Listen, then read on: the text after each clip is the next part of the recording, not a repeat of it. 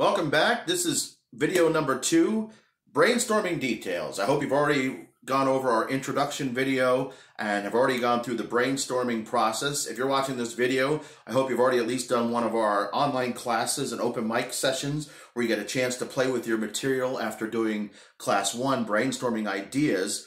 And in that last class, you would have had a chance to just lay out a whole bunch of ideas that maybe you might want to talk about in your comedy routines.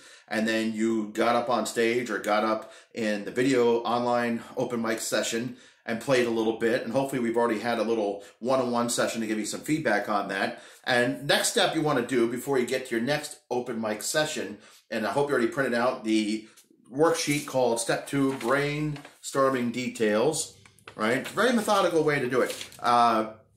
Start thinking about all the different things. Pick one or two of those things, one at a time, from your brainstorming ideas list. And I picked one about going swimming with manatees in Florida. My parents and my brother live down in Florida now, and I was visiting them a couple different times, and I have multiple times gone swimming in the lakes or the springs and the rivers of Florida where they have some manatees, or I went looking for some sometimes and didn't find one. So I literally just started going down, and this is what I like to do when you start brainstorming details. Start thinking about all the different things about your story. Even if you're just doing jokes, circular think the subject so that maybe this stuff isn't going to end up in your routine, but it opens your mind up to all the possibilities of your routine. Literally, who are the characters of your story? I'm guessing in most cases it's going to be you as a primary character. Most of the times we're doing comedy about things we know, or you're doing things you've observed or things about the news. You're making jokes about the president or celebrity scandals or sports scandals or anything about, who's the main subject and who are the other subjects. And again, think about all the subjects, all the characters in this story. Think about the news anchor, if you're talking about someone on the news. If you're doing a story like mine where we went swimming, it's like my wife, my brother were at this one time. I was with my nieces another time, and my mother going swimming in the Crystal River in Florida. But then there was also the captain of a boat that was yelling at me a couple funny things, and there were all these other swimmers. There were people on the beach that were just watching people swim, getting some sun. It was a 70-degree day. Let's talk about where the story took place. It was a 70-degree day in Florida, but in February when it's normally 50, 55, and the water is 72 because it's a spring, so the water is beautifully, a little chilly for some, but that's warmer than when I swim in the Jersey Shore in June when it's like 60, 61 degrees, right? 72-degree water, 70, 75-degree air. It's a perfect spring day in February, so there are a lot of people out. There are a lot of people kayaking. It was the Crystal River. There's trees. I'm looking everywhere for alligators because I'm thinking there might be alligators, but there's people with houses with signs that say no trespassing. What are all the things in this location? There's a beach, there's a boat launch, there's a bridge where people are looking at manatees swimming. In fact, at one point we went up there looking at manatees swimming underneath, right? And all these crazy things that are happening over there. Not even talking about what was funny. Don't even worry about what was funny. Just talking about all the things you can see. What are all the things that you can see in this space? Right? At one point, the water is a little deeper where the actual springs are. It's deeper, but it's like a little funnel. And right around the spring, there's no vegetation. Like it's pushing all the vegetation away. The water, you can drink it. It's spring water. There's just so many things. What can you feel? I'm not even going there yet. I'm sorry. I'm going ahead of myself. And then what's the main action of the story? One of the versions, I was kayaking and I sank the kayak. And I'll tell you more about that as I build the story into a comedy routine. I was swimming in the thing called the Three Sisters. We have 3 different springs. It's beautiful. I was swimming out off the beach on another story, and I went diving down, and the guy from the boat yelled at me. He says, "Sir, it's illegal to dive down." I had no idea. I wasn't with them. He had all these, like a dive captain boat for people just snorkeling, and I'm used to scuba diving, and I'm a good swimmer, so I was just diving straight down. It's only about 7, 8 feet deep, but apparently there's a manatee there. It's illegal, so I got yelled at, and he said something along the lines of, if you drink the water, we have to charge you. If it tastes salty, it's because she peed, right? All these little things going on.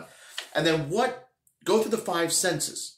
Go through the 5 senses to even dig deeper into who, where, what. Who, where, what. It comes from the improv world: character, location, character and relationships, location and setting for where and what, the action, the plot, what happened, right? What did you do?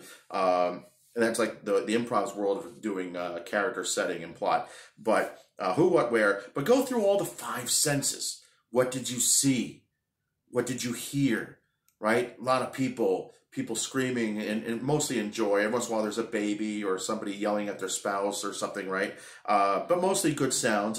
It's a spring-like day in February. Everybody's overjoyed. Everyone's in a good place, right? Splashing around, a lot of splashing and all that kind of stuff.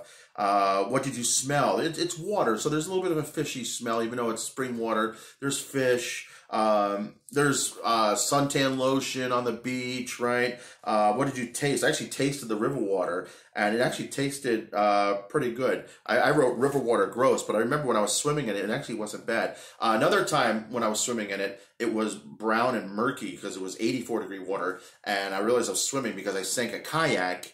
Long story, and then when I get more again, I'll talk about more of that when I get into my stand-up routine. But because I sank this kayak, I was swimming until I realized, crap, this is the perfect hunting ground for an alligator. I need to get the heck out of this water, and that's a whole other story.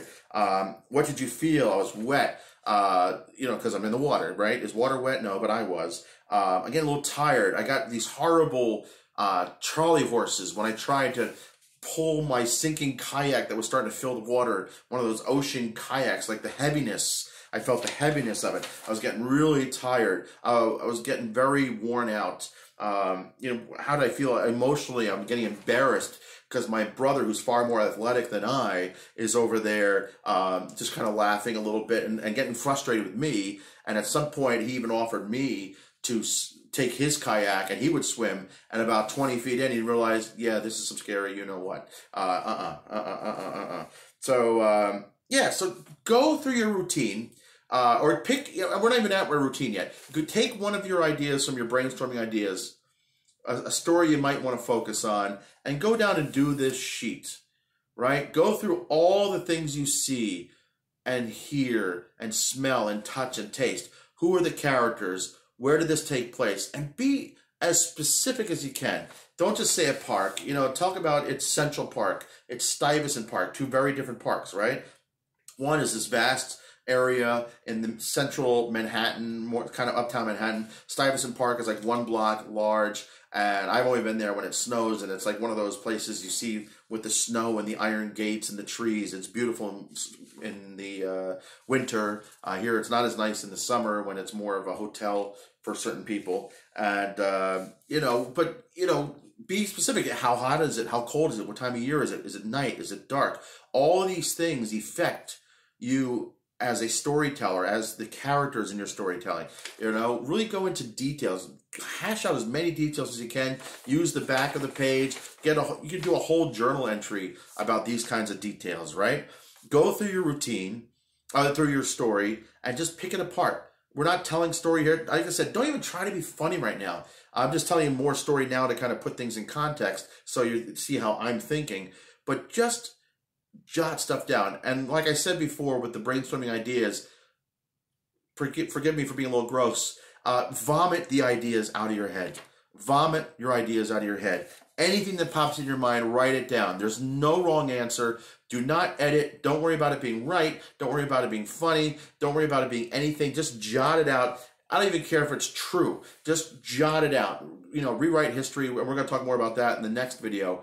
But just get it down on paper. Just get it down on paper.